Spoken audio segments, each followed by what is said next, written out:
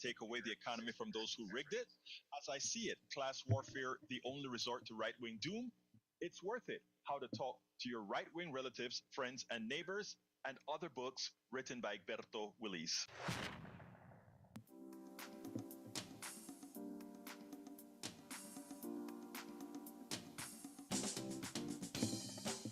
Welcome to Politics Done Right. My name is Egberto Willis, your host. Good morning, Houston.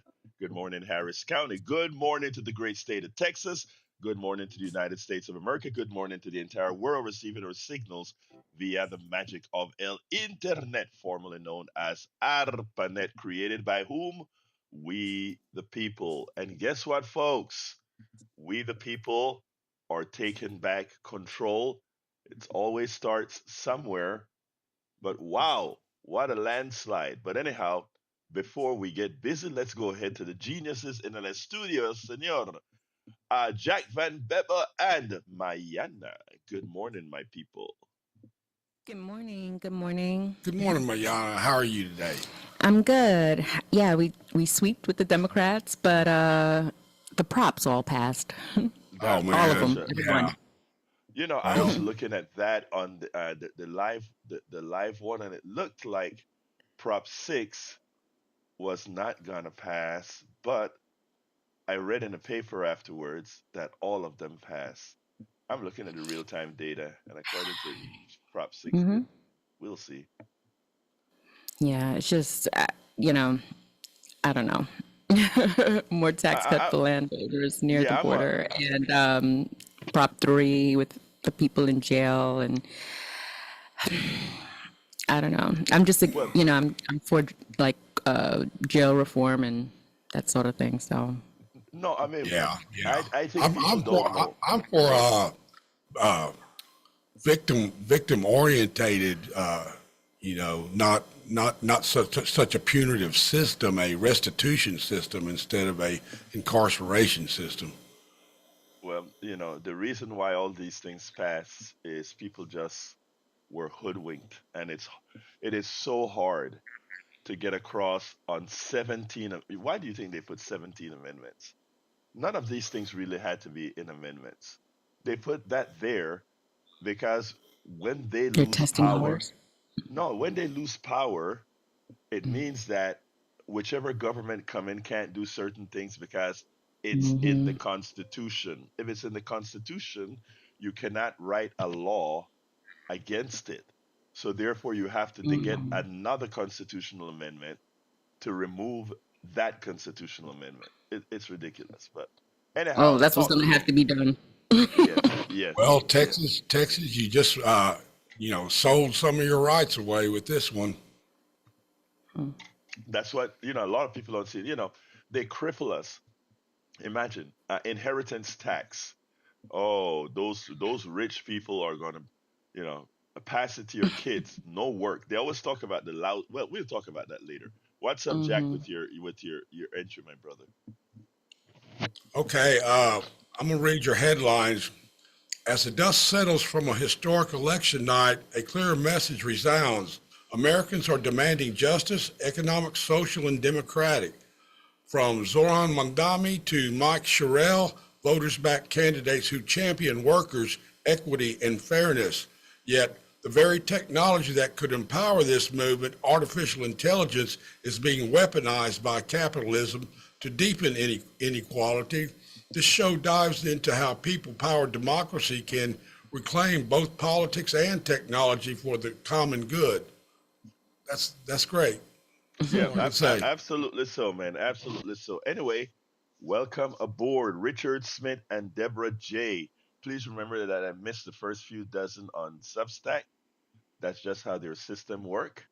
Also, welcome aboard Joanne from Los Angeles, California. I love Joanne. She gets up at 4 in the morning and listens to us from LA.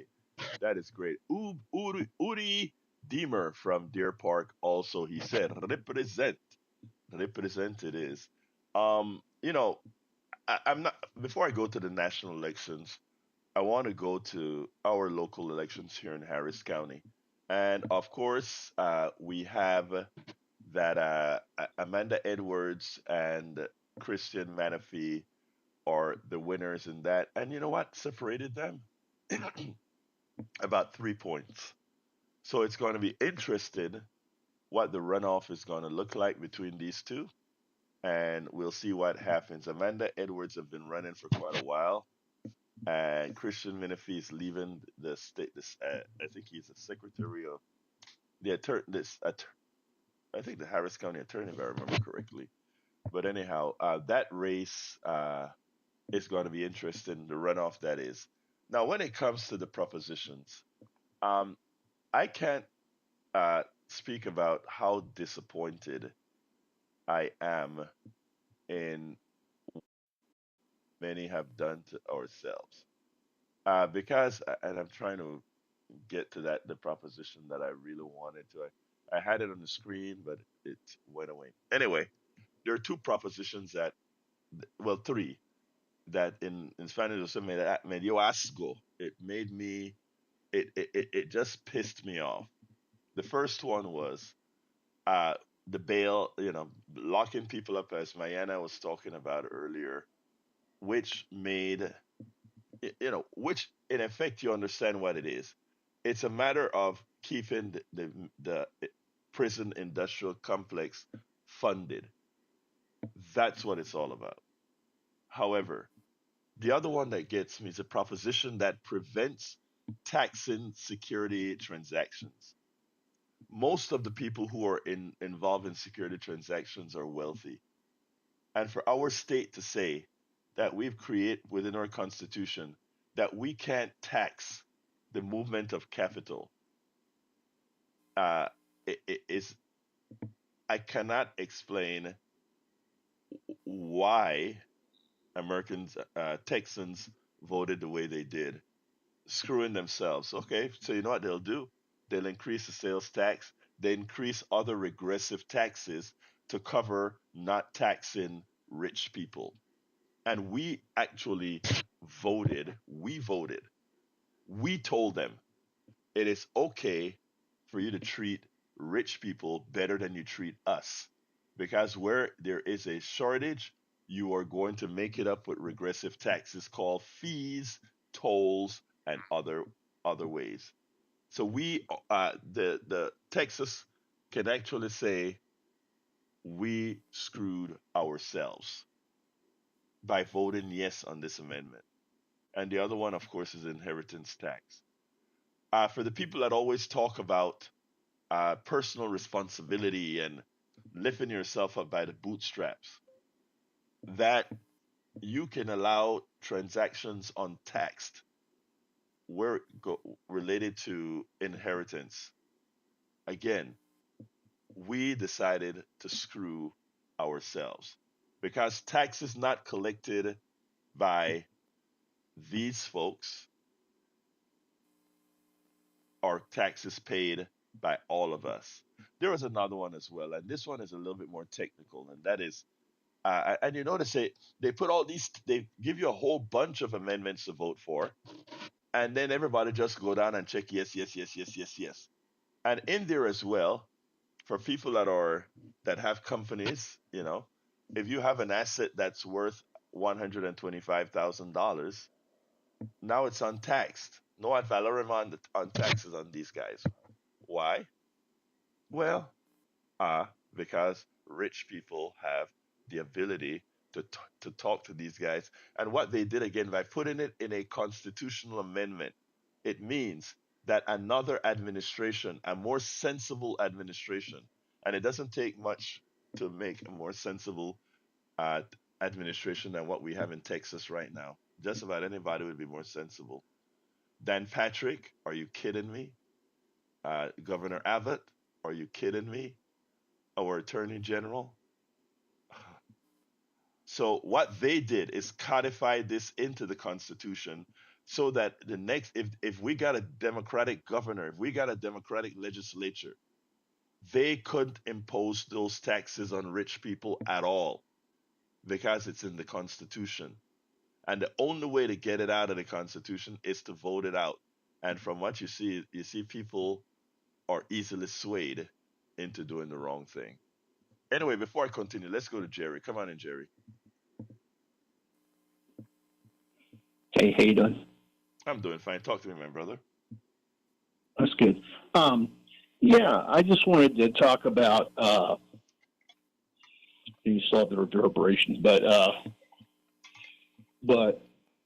wanted to talk about what's going on right now demographically with the country and why a bunch of stuff that Trump's doing is going to be reversed sooner than a lot of people think. Sure, go ahead. Let me hear your theory. Well, right now we're in what's called peak 65. Mm-hmm. And what that means is from 2024 to 2027, over 4 million people are going to turn 65 each one of those years. Mm-hmm. And a lot of people are going to be retiring out. And the people coming in, there's not as many people coming into the workforce, and they're not as, a lot of the young people aren't that well educated and everything. It takes time to acquire an education and all that. But what's going to happen is a whole bunch of these people, a whole bunch of jobs are not going to get replaced. And so, we're going to need to reverse a bunch of the stuff we're doing, like with tariffs and especially with immigration right now. Okay. Okay. Well, go ahead. No, go ahead. No, I can see what you're saying now. I think one of I don't know if you remember Charlie Kirk. Charlie Kirk, the guy that was actually murdered Yeah, no, I know. earlier this year. I thought you were going to come from a different point of view, claiming that after 65, when the people that are older die out, a lot of the crazy thought is going to go away. And my contention was that, and that was a job of Charlie Kirk to keep hate alive, to keep all of that alive, and he was doing it on college campuses with young people, etc. And that's why to watch what Mandani has done with young people in New York and show that they can have power, I think is great. I mean, that doesn't go against what you're saying, which is that Trump's evil will be short lived. And I actually believe that you're correct. His evil will be short lived. Anything else, Jerry? Well, I mean, I think it'll continue to affect things, but, right now, if you actually look at, there's a lot of this stuff about the people who came up with the great replacement theory and all that. But you had people in Charleston there at the Unite the Right rally who said, Jews will not replace us. Well, they're right.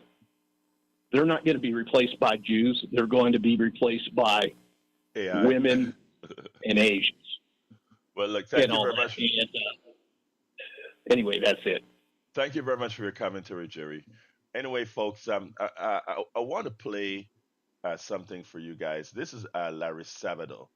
Larry Sabato had a good. Did I cue that on? That I did. Larry Sabato, there it is. I want to play some Larry Sabato and then we'll take it on the other side. Let's go ahead and do that. I think I can. I think I can. I think I can. All right. This was his analysis of the election, the national election. Sabato, the founder of Sabato's Crystal Ball with the University of Virginia Center for Politics. Larry, thank you as always for joining. Quick questions for you here. Spanberger, as most people expected, the projected winner, but what would you say was really the key to her scoring points with voters directly? Look, first, it's a Democratic landslide. In Virginia, in New Jersey, the Democrats retained the 3 Supreme Court seats in Pennsylvania. They won the 2 Public Service Commission seats in Georgia. In Virginia, I noticed you added some seats to the House of Delegates for Democrats. They're actually going to hit 60. They may go over 60. They haven't been there in 30 some years. So this is a Democratic landslide. It's awful news for Trump. It's good news for Democrats. Not particularly good news for Governor Youngkin. Most governors are able to at least get the candidates of their party close to winning, not defeated in a landslide. So there's no way to play this story other than a Democratic landslide, and then you go from there. Do you think that part of it was I mean, it's always about a candidate, but at the same time, it can be much larger than a candidate. Was Winsome Earl-Sears the right nominee for Republicans, or is that where the problem lies? Well, I'm told by Republicans that Governor Youngkin insisted that she be the candidate. Now, he can dispute that all he wants, but senior people have told me that. So if there's a mistake there, I guess you can ask Governor Youngkin about it. But I don't think it was just that. It wasn't even close to being just that.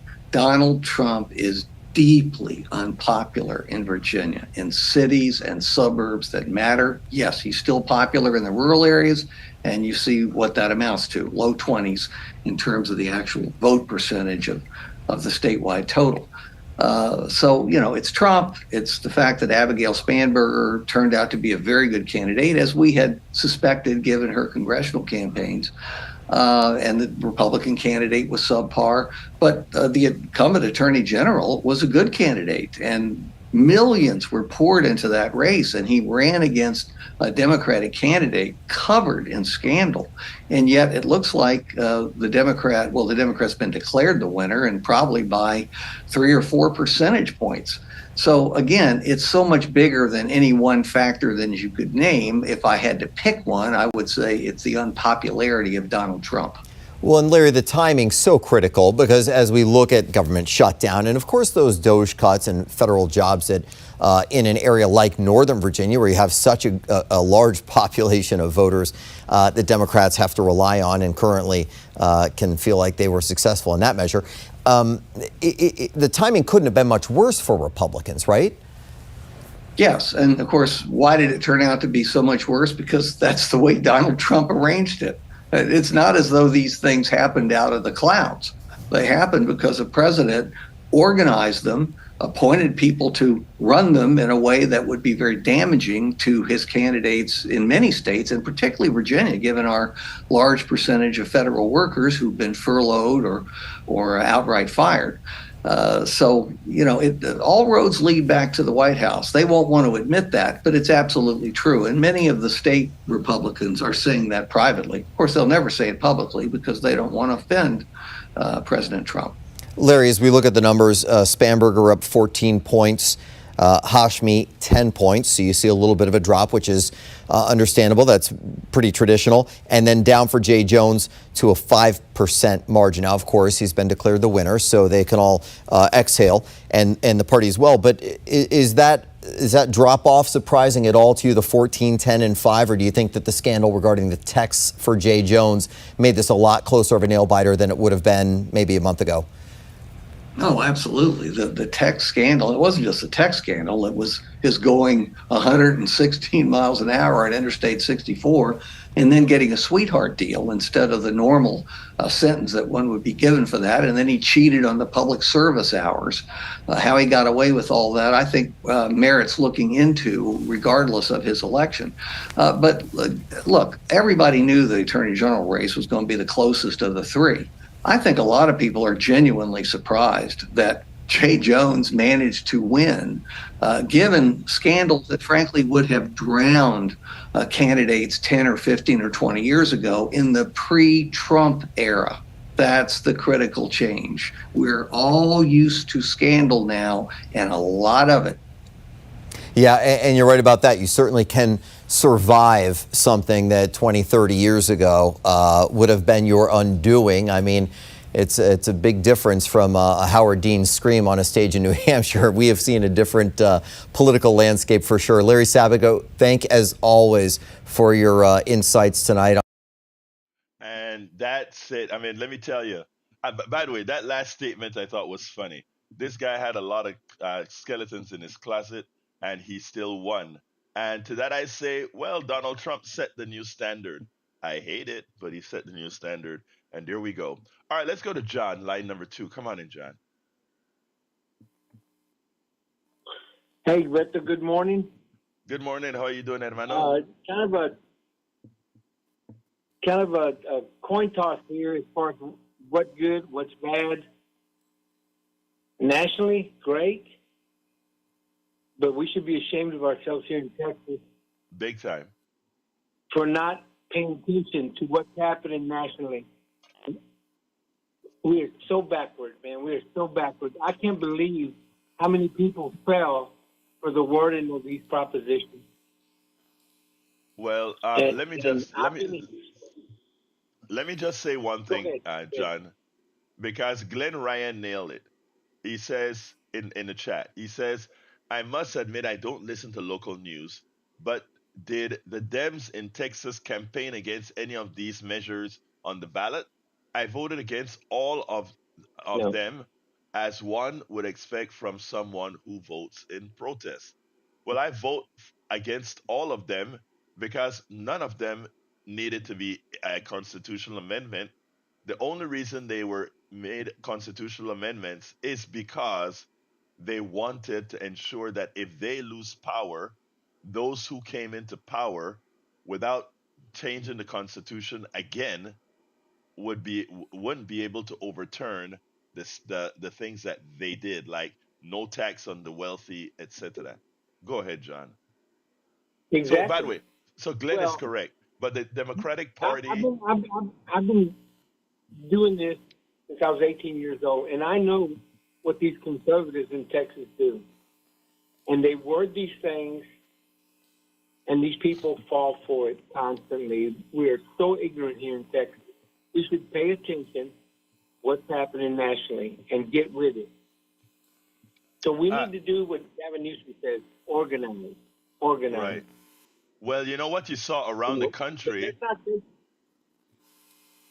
Yeah, what you saw around the country is that those people who organized, they didn't only win, they won big. I mean, when you see in Georgia, you win 2 seats in Georgia. Georgia. That speaks well for the Senate seat for Yeah, that's up for grabs in Georgia. Then when you look at we need to wake Pennsylvania, up here. yeah, yeah, you're absolutely right. And you know what? It So has to start. It has to start from the Democratic Party doing its job here in Texas, which it isn't. Glenn is right. Why wasn't there a big campaign to talk about funding the wealthy on these amendments? It's ridiculous. Anything else, Well, John? just look at the ads that the Republicans are already putting out, like Kip Roy and Cronin and the senator, what's his name, John Cohen. That's a shame. That they should spew one lie after another. You know, Chip Roy and John Cornyn are not fighting the cartels. They're trying to scare you. They're doing the same old garbage. But look how much money is being put in to Texas right now by the Republicans. And the Democrats, nothing. Yeah, well, Carol Q says, "Gosh, I'm a transplant here from Massachusetts, and I can't believe Texans. I am part of the 30% or so that voted no yesterday." Yeah, none of this stuff belonged in the Constitution. What it means, again, folks, is it I prevents. voted no on everything. I did as well. I did as well. Yeah, I did as well. But Anyway, thank you. thank you for listening this morning, Roberto. Thank you for your call, John. Welcome aboard, Ralph Carter, Johnny Davis, Lynette, Gloria J. Malloy, Cheryl Elkins. How you doing, Cheryl? Deborah J. says Virginia trifecta, and we took a safe majority in Virginia House. Yeah, it's going to be over 60. You guys have what? We call them state reps. Y'all call them delegates. Y'all are going to get over 60 delegates, a very high majority. I don't know if it's going to be a super majority, but I know it's a big majority. Uju, how you doing, Uju? Thank you for being here. LVW, la profesora, LVW teacher. Love me some teachers. We also have MXXS. Cheryl says, "How was the ballot question written? Was it? They always write it in a confusing manner. Always. A lot of times you read it and you think you're voting for something that's good for you. But yes, it's always confusing. But people need to start being educated voters, and our party or I should say our party, the party that's the opposition party, should actually be doing its job. Let's see, you have to read these questions. The wording is almost always obfuscated, says Cheryl Elkins. We also have Independent Voter One. How you doing? Let's see, I'm scrolling down. Deborah J, hello, welcome aboard. Marge KJ says you woke up late, but you're here. What's important? Dan, welcome aboard.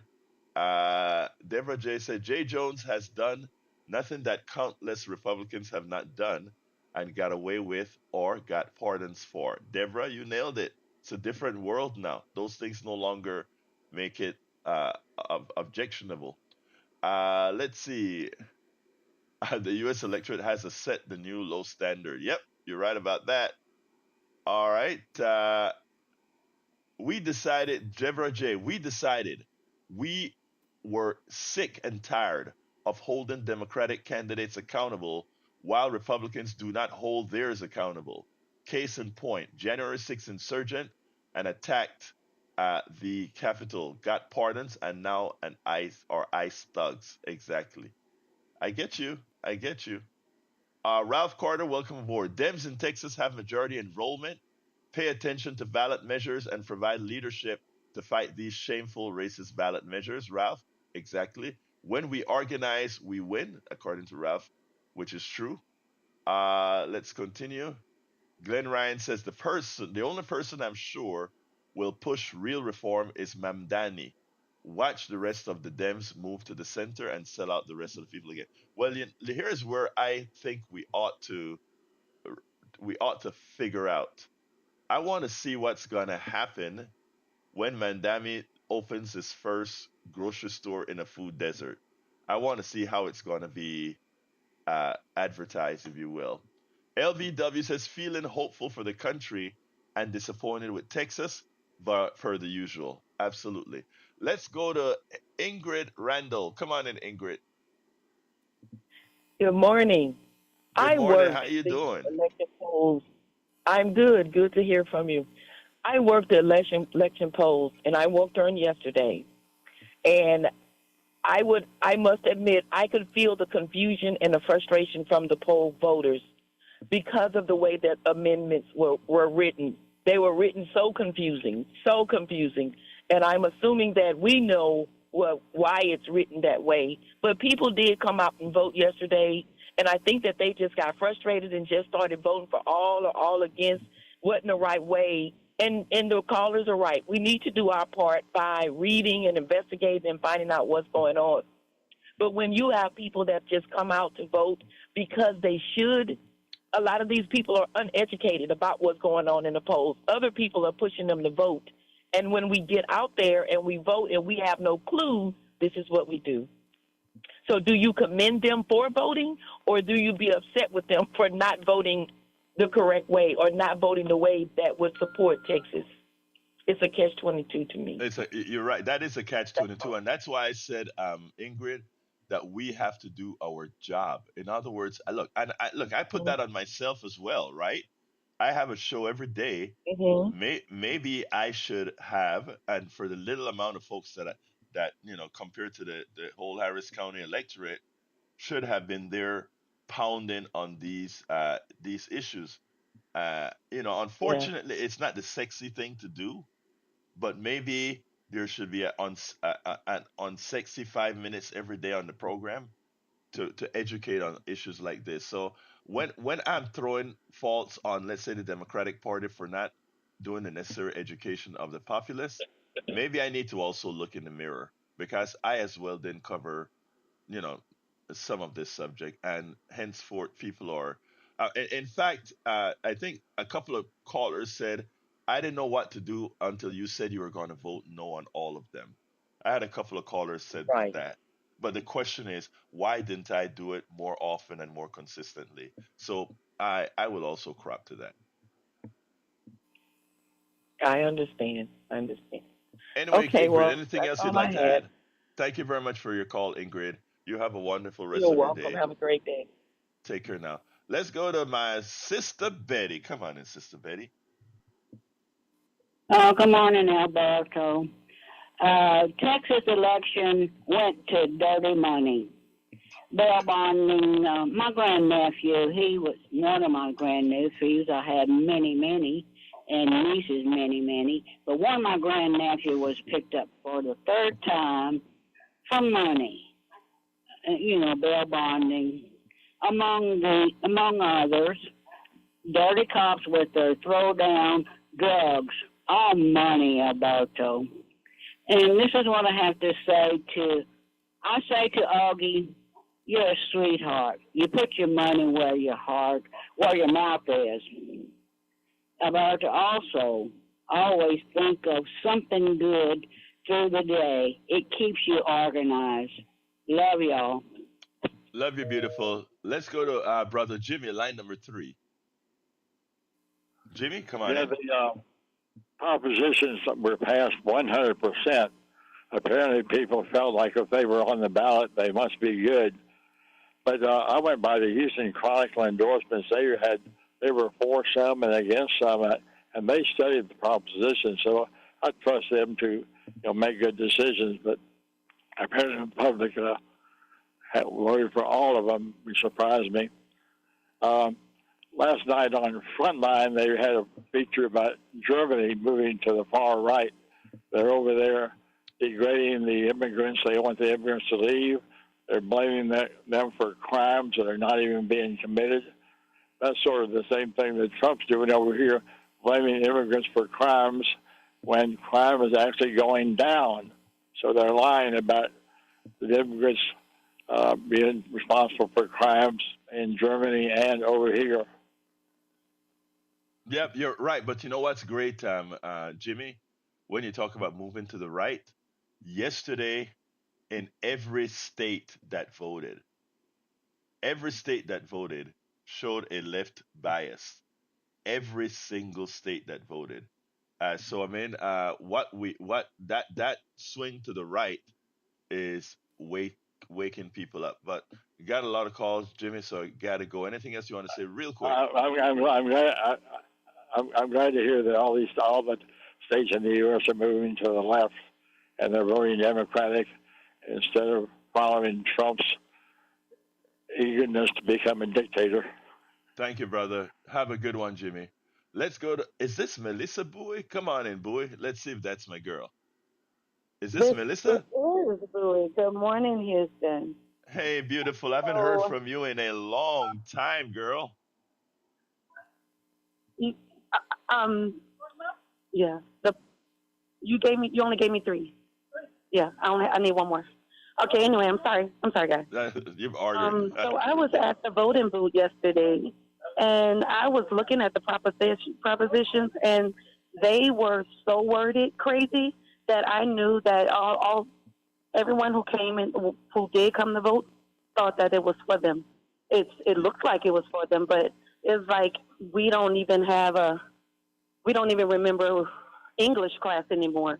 How to read a sentence and how to do proper distinguish what is what. And by the time I got home and I realized that everybody, it was 4. Even your own demise, even individual taxes, you taxing yourself, and then you going against taxing the corporations, but for taxing yourself. Who in the hell is at these booths? Like, what are we doing? Okay, so I like Trump and I like the administration, so I'm just gonna vote for everything. I was too done. I just wanted to call because I don't call. You told me don't say nothing unless I got something to say, and I have not been saying nothing. But this is ridiculous, Texas. Well, let me tell I don't you, want nobody complaining. Nobody. You had a lot to say, my dear. You had a lot to say. But thank you very much for your call, Melissa. We'll talk. Take care, sis. All right, let's go to Moses. Come on in, Moses. Good morning, brother. Good morning. How you doing? Haven't heard from you in a while. Estoy bien. ¿Cómo estás? Muy bien. Okay. Now, coming from the point of view of a teacher, the population of impoverished students, when it comes to the skill of voting, Texans have not been taught to vote. And the language, the English, like the other caller said, the English skills are way down. Even for me as a teacher, when I looked at the amendments, I saw it was a mass of sentences set up in complexity. If you did not know your grammar, and if you did not know how to understand figurative expressions, you would not see the trick in each of those. And it's not their fault. Our people have not been taught. So what this leads us to now, since we see the tricks that are being done, it's to get our voters, get the electorate before the election to go through and study the amendments. And not only that, is to let those who are proposing those amendments to put a rule that if the amendment cannot be easily understood, cannot be expressed in simple sentences, clear understanding for the electorate, it should not be put forward. And when this is done, you will be able to get people who will come to the voting booth and understand, okay, we want to tax the rich people, but we'll make you do it. And that can be clearly put in the words of the electorate. So don't blame the electorate. Now we know what to do, educate the people, and make legislation that will prevent this kind of deception in the complexity of the language of the amendments. But here's something. Sometimes when you dig a hole, you fall in it. Thank you. Thank you so kindly. I love the last sentence. Sometimes when you dig a hole, you fall in it. That is so right. And in fact, I've been talking about the redistricting in Texas, and one of the statements I made is that in order to create more districts or districts biased for Republican wins, you have to dilute other districts that had very high Republican concentration. And what I think we showed yesterday, if you take a look at Mandami's win, if you take a look at wins throughout the where the votes came from, guess what? If you take a look at the House of Delegates in Virginia, this could come back and bite Texans. As you said, sometimes when you're digging a hole, you're actually digging it for yourself. Let's go to Tag. Come on in, Tag, line 4. Folks, telephone number 713-526-5738. Again, that number is 713-526-5738. 713-526-5738. Go ahead, Tag. How are you, Edberto? I'm doing fine, my brother. Talk to me. I just had this thought this morning that when voters nationwide went to the polls for the 47th cycle of the president, this term, 47, they seem to, I think, forget the direction we were headed during 45. And they turned around and voted red rather than blue. And to me, it seems like that memory of what happened during 45 is now coming back to open people's eyes and say, we just can't blindly follow the red wave. Very simply.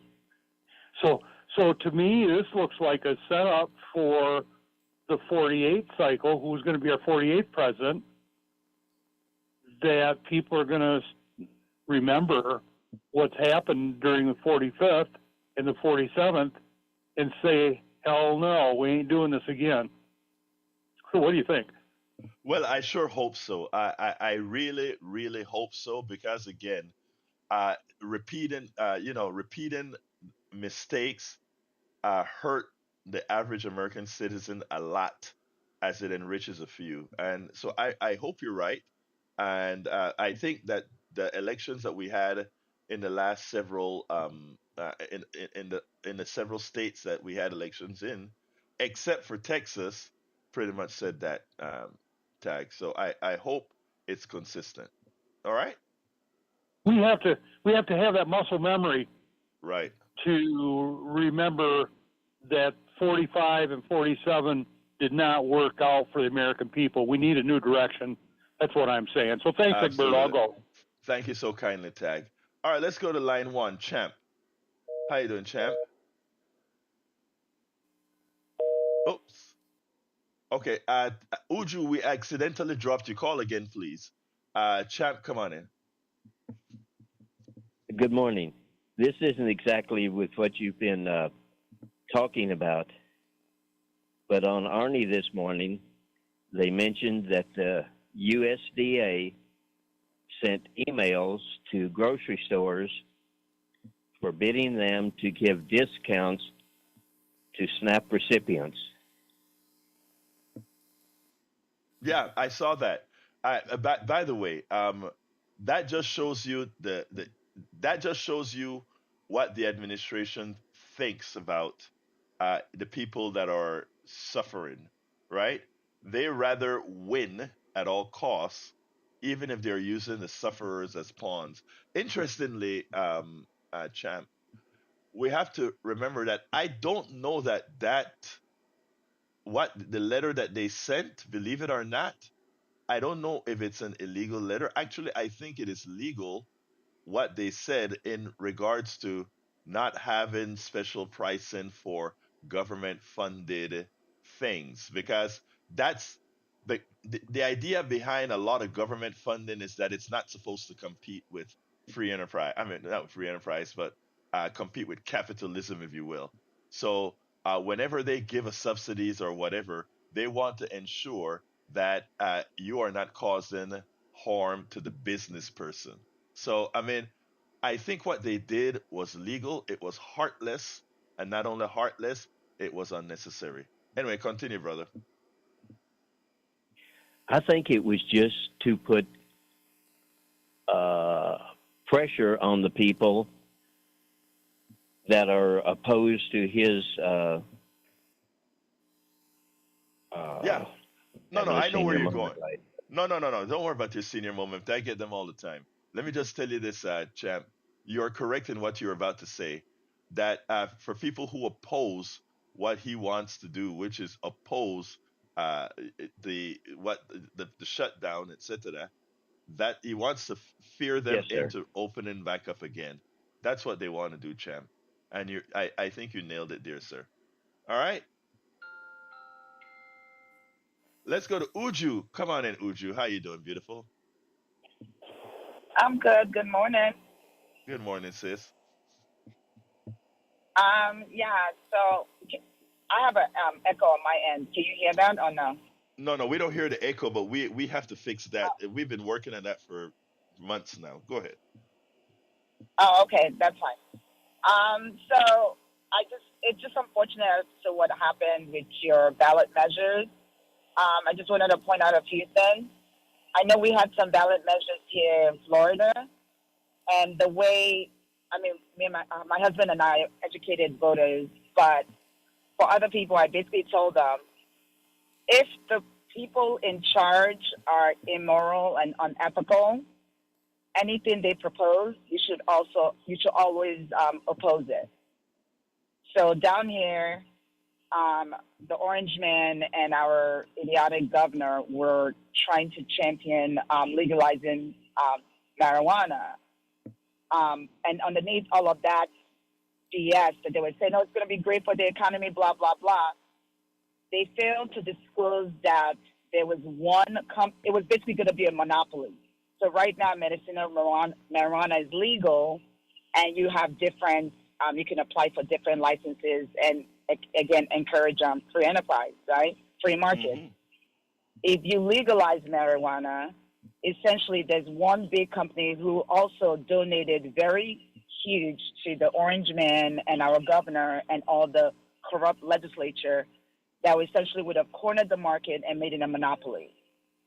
So when people were like, "Oh, this is great, we're going to legalize marijuana in Florida," I'm like, don't you find it odd that this orange man who doesn't care about anything but himself is trying to legalize something and tell you that it's good for you? I said, let's peel it back. So after doing the research, and I was like, oh, that's why. Because the main company who's essentially going to big eat small literally has donated to all these illiberal politicians. So I basically educated people, and that's why, I feel like I did my part, and the ballot measure failed.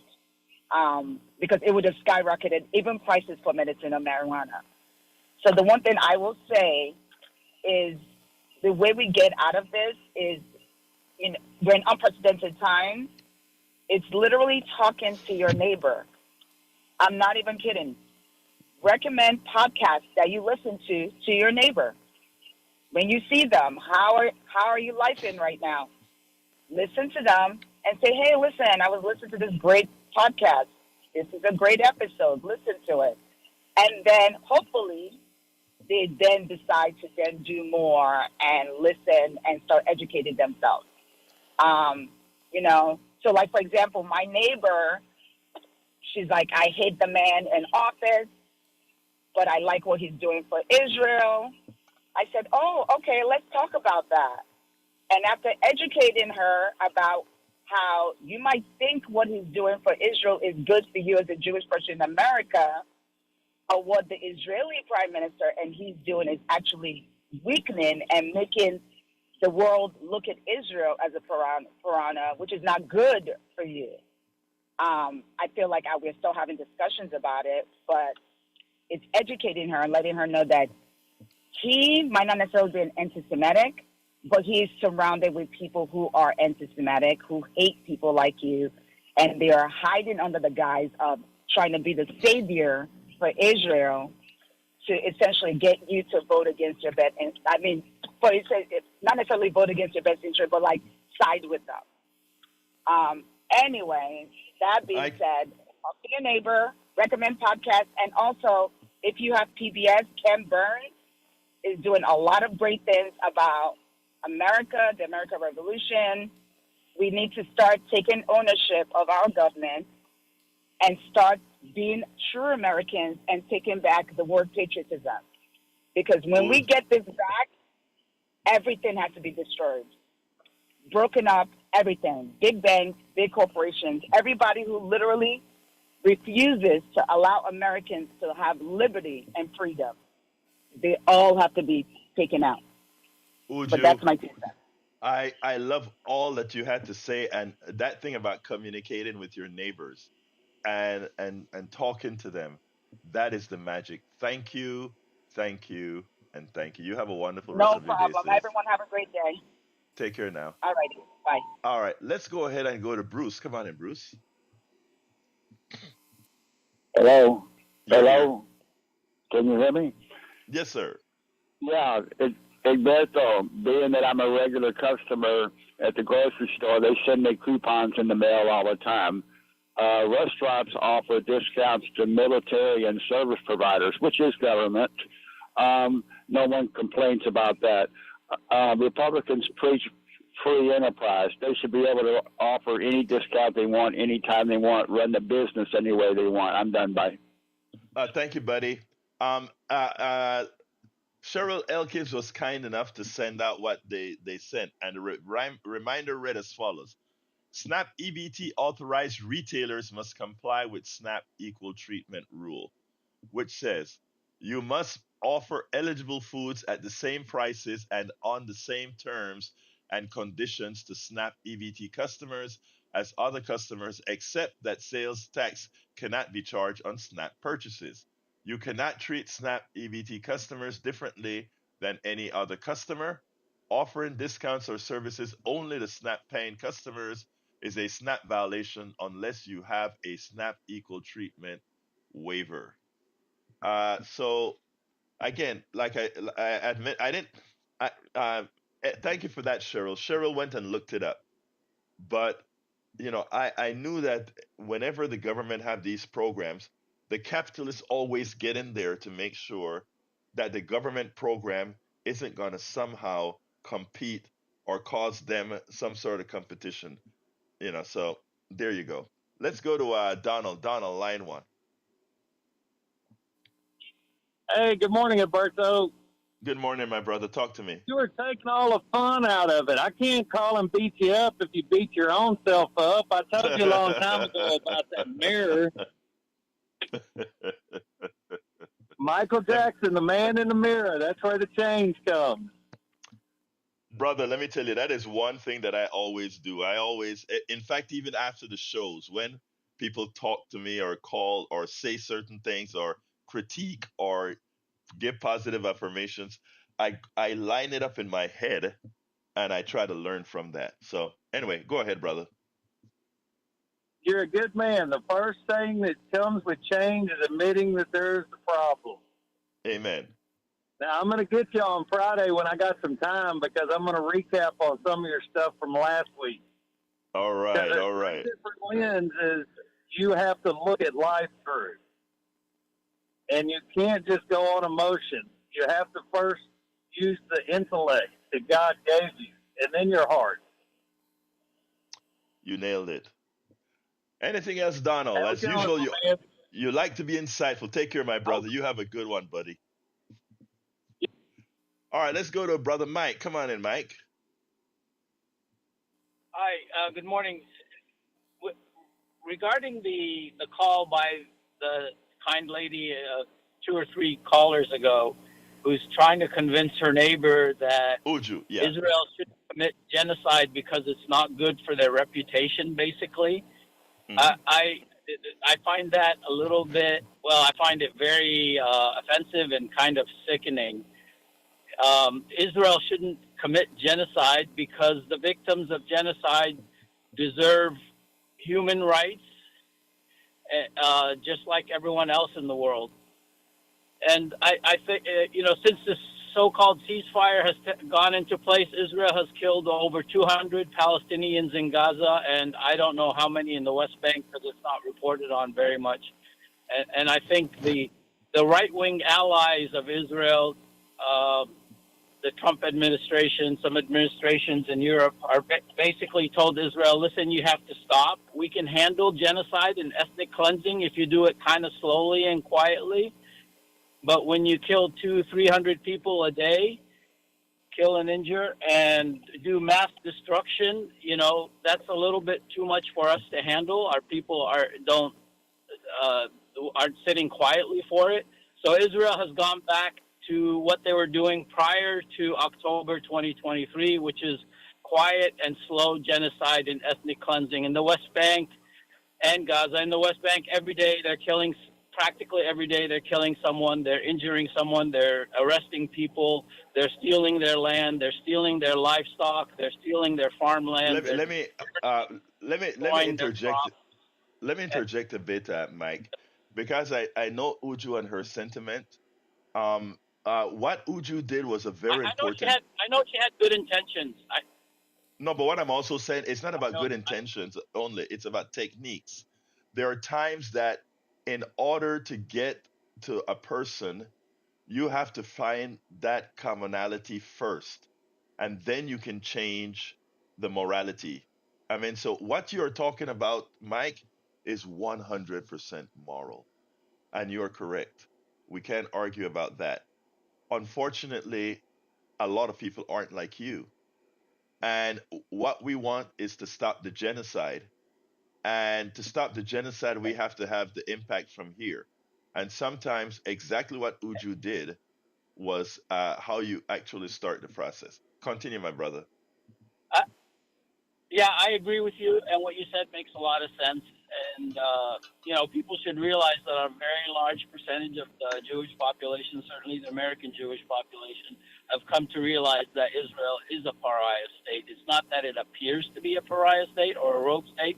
It is a pariah state. It's run by war criminals, and it's not just the Netanyahu administration, like some people like to say. It's the state, it's the country, and the Well, majority of the people. also we have to take the United States also have to take responsibility for having been the supplier of choice Absolutely. for them. So anyway, hey Mike, I'm out of time completely, so I got to go. And by the way, thank you, brother Cheryl. I read that about not overcharging, overcharging SNAP benefits, and instead, because of the wording, using it in reverse. I get it, Cheryl. You're absolutely right.